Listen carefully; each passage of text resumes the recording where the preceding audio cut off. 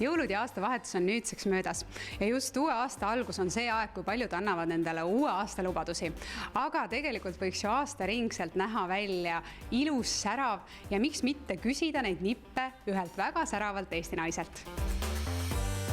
Mõni läheb trenni, on ju, ja trenn on väga hea, liikumine on väga kasulik, aga alati me seda ei jõua teha. No okei, ma liigun iga päev, jooksen ühelt intervjuult teisele ja teen igasuguseid asju, see on minu trenn. Aga natukene on veel ühte abimeest vaja ja ma ei saa endiselt mööda ega ümber sellest super trennist, mis on siis mustikajook. Selline, mis väljutab vett, puhastab su organismi ja ma teen seda aeg-ajalt. Ehk siis mitte nüüd kuust kuusse, aga ütleme, teengi mingi kuuri ära, siis pean pisut vahet ja siis jälle uuesti, kui tunned et kuidagi raskem olla.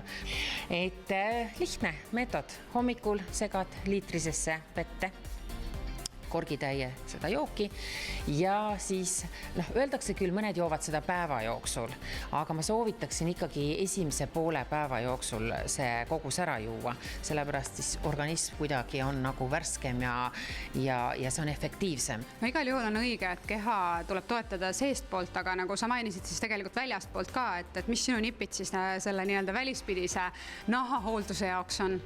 No ikka ja endiselt see nii-öelda külmakreem, mina nimetan, on talv küll praegu ja ma tean, et võib-olla on ebamugav pisut sellist jahedat kreemi panna, et see on mu üks suve suur lemmik, aga ma olen kuidagi ikkagi jõudnud selleni, et kui ma olen saunas käinud ja mõnulenud vannis ja sooja duši all olnud, siis ikkagi mind ergutab nagu selline kreem, mis teeb keha ja naha pisut jahedamaks. Ehk siis käin mõnusalt duši all ära, isegi kui on väga kiire, aga siis pärast panen sellist jahendavat kreemi ja kuidagi nagu see äratab mind üles hommikuti, et vanasti ma võtsin isegi külma duši või hüppasin külma vanni, nüüd iga kord seda aega teha ei ole ja siis ma panen seda kreemi peale, see tõmbab sellise mõnusalt sellise jaheda tunde ja äratab justkui üles. Meil olid ju selja taga ikka väga pikad jõulupühad ja aastavahetus, et mida siis teha, et ikkagi energiat oleks sellele uuele aastale säravalt vastu minna? Väga õige tähelepanek, et siin me oleme nüüd maganud ja nurru löönud ja mida iganes, kes on teinud, et aga energiat on vaja. Talv on ikkagi veel pime, enne märtsikuud meil nagu valgemaks ei lähe. Et mina olen leidnud sellise suurepärase energia boosti nendest rohelistest kohviubadest tehtud siis ma ütleks vitamiinidest või boostidest, ja siin on jällegi see teema, et söödud, joodud on, rasvu on vaja ära põletada ja siin ongi see imeasi, mis siis paneb meie ainevahetuse pisut kiiremini liikvele.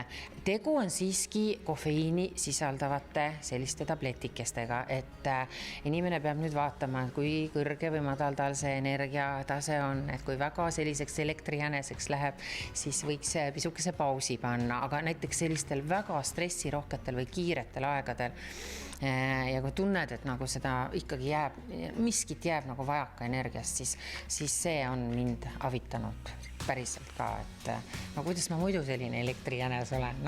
Ja mina arvan, et kõik sellised, mulle tundub, et kohv on ka looduslik asi, et ta ei ole mingisugune mürk, ta ei ole mingi keemia, et võib täiesti julgelt tarbida. Anu, aga kus sina oma varusid siis täiendamas käid?